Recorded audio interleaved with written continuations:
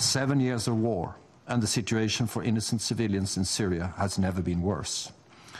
But we have an opportunity to turn things around today to avert the disaster unfolding before our eyes.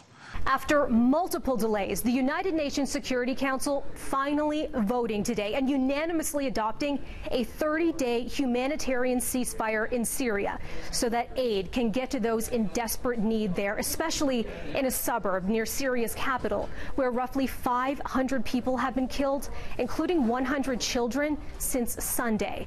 Now, in a scathing address, the U.S. ambassador to the UN, Nikki Haley, slammed Russia for delaying the vote. We'll get to her remarks in just a moment, but first, a reminder of the horrors on the ground in Syria. One of the deadliest bombing campaigns of Syria's 7-year civil war, claiming more victims today. Nearly 24 people killed in eastern Ghouta, the rebel-held area near Damascus. Pro-government warplanes hammering the region, hitting a dozen hospitals and forcing thousands to hide in underground shelters. The UN Secretary General describing the situation on the ground as hell on earth.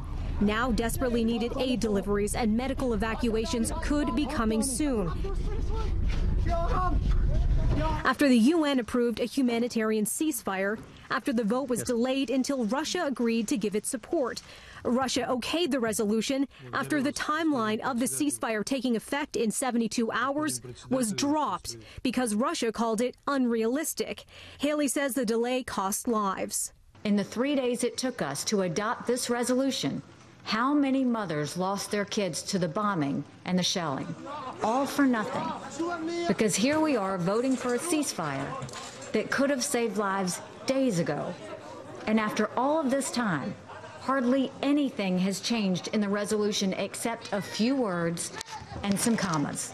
The Syrian people should not have to die waiting for Russia to organize their instructions from Moscow or to discuss it with the Syrians.